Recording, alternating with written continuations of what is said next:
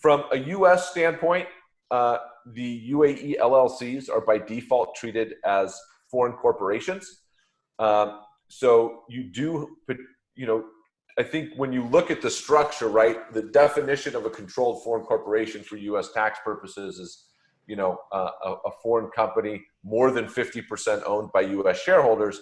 And if you look at this ownership percentage of the American owning, 49% and the local Emirati owning 51%, you'd think, okay, there's no way this is a controlled foreign corporation.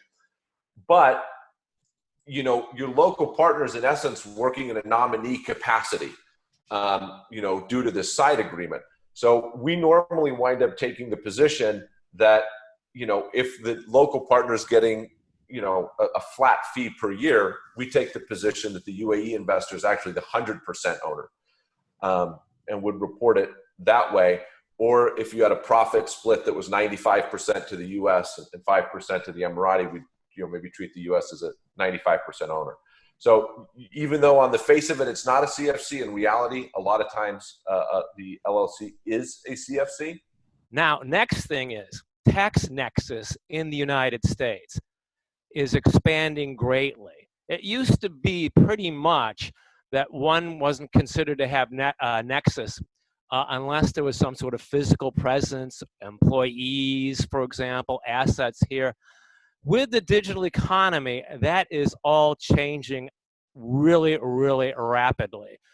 And basically now, and it varies from state to state, and that's one of the big challenges, and the federal rules are evolving all the time, which is another huge challenge.